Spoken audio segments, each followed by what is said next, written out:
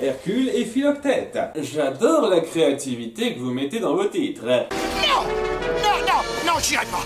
Non, non, je veux pas, je peux pas! Je t'en prie, non! T'as pas le droit de me forcer! Et pourtant si, tu dois jouer dans l'épisode. En fait, il s'avère que Phil ne veut pas rendre visite à sa mère. Je suppose que monsieur le grand entraîneur est trop occupé pour écrire un mot à sa pauvre, triste et solitaire maman. À l'excitation!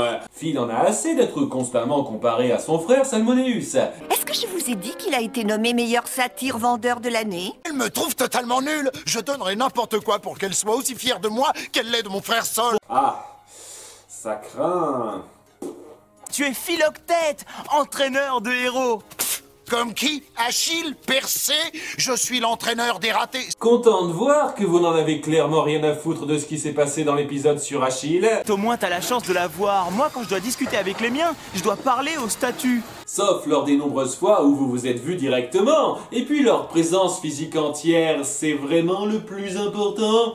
On apprend que Pan, le roi des satyres, se fait construire un temple et ça ne plaît pas à la déesse Déméter. Apparemment, le roi des satyres voudrait que son peuple le vénère, l'idolâtre. Sens-tu venir la grosse colère maintenant? Oui, je sens que ça vient. C'est drôle, c'est ce que je me dis chaque fois que je commence à regarder un épisode de cette série. Qu'est-ce que c'est que cette histoire de temple de Pan?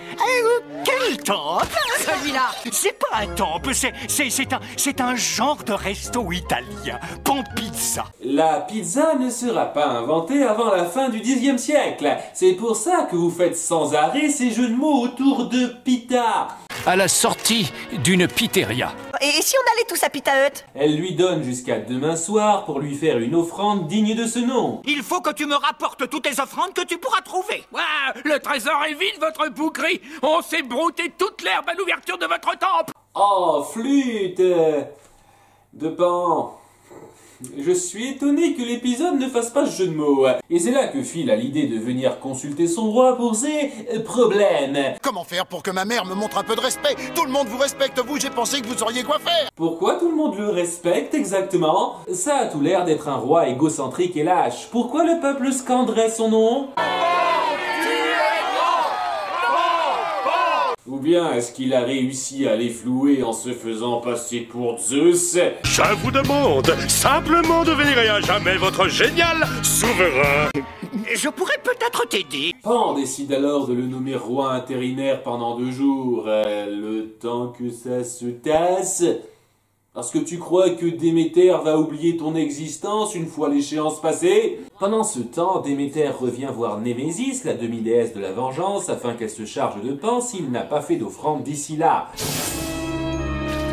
Fête de la lune, massacre du roi des satyres. J'aime bien Némésis dans cette série. Elle a un tempérament meurtrier assez amusant et elle peut transformer ses bras en tout ce qu'elle veut, c'est assez cool. Pan présente aux satyres leur nouveau souverain intérimaire. On se retrouve après la fête de la nouvelle lune. Fuyons! Tu es grand. Ah ben, pas étonnant pour un peuple d'hommes-chèvres que ce soit tous des moutons. Phil profite alors de sa nouvelle position pour glousser devant sa mère. Et quels sont tes avantages? Quels avantages? La sécurité sociale, une retraite. Si ça marche comme pour les dirigeants d'aujourd'hui, devrait pas y avoir de problème pour ça. Et c'est là que Némésis se pointe. Je cherche le roi des satyres. Eh bien, tu l'as trouvé, ma poulette! Donc tu es bon! En fait, je le remplace juste quelques jours. Ah d'accord, j'ai failli faire une boulette, excuse-moi. Ouf, c'est vrai que ça aurait été ridicule qu'on se batte pendant plusieurs minutes pour un malentendu aussi stupide.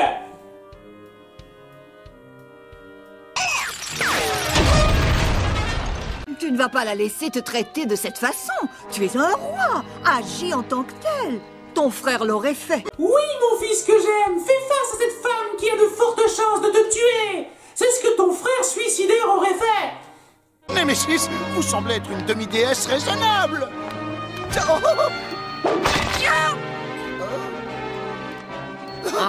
Par contre, vous devriez envisager des lunettes. Mais alors qu'il se fait envoyer valdinguer par Némésis, Hercule tombe sur Pan qui fait du camping. Ça tombe bien. Il le ramène alors de force. Est-ce que je pourrais faire mon boulot et m'en aller d'ici? C'est lui le vrai roi des satyres. Oh, bien essayé. Je suis mandaté par Déméter. Il y a sûrement un malentendu. Déméter, mère de la terre, j'en appelle à toi. Tu savais depuis le départ que c'était Déméter qui l'avait envoyé. Merci. Tu as défié Déméter. Tu pouvais pas l'appeler à ce moment-là? Donc oui, le malentendu forcé est enfin réglé. Et si tu payais ton tribut à la déesse? Bien sûr. Mais il ne peut pas, le trésor est vide. Remplis cette marmite de tous les cadeaux reçus ce soir et peut-être que j'annulerai ta raclée.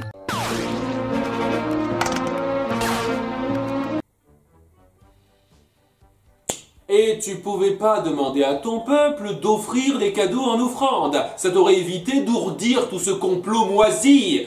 Phil promet aussi le nouveau temple à Déméter, tout s'arrange et Salmoneus vient faire une petite visite pour terminer. J'ai entendu dire que ton élève Hercule était un grand héros en herbe, un vrai champion. Ah, c'est vrai? Maman me l'a dit, redit et re-redit. Elle n'arrête jamais de parler de toi et de ton travail. Philoctète par-ci, Philoctète par-là. Mais qu'est-ce que tu racontes? Elle arrête jamais de parler de toi. Donc chaque frère se faisait vanter devant l'autre dans les deux sens. Et Phil et Salmoneus ne s'en rendent compte que maintenant parce que... c'est la première fois dans leur vie d'adulte qu'ils ont une discussion. Vous êtes toujours en train de vous vanter de vos exploits. Alors quand l'un de vous deux s'emballe, moi je lui parle de son frère. Ça vous garde humble. Oui, c'est important pour moi de vous rabaisser constamment par comparaison, même quand vous êtes en danger de mort. Fais ce que Sol aurait fait. Meilleure maman au monde. Je ne veux pas que vous attrapiez la grosse tête. Vous avez déjà de si grandes cornes. La longueur de leurs cornes, ils tiennent ça du côté de leur père.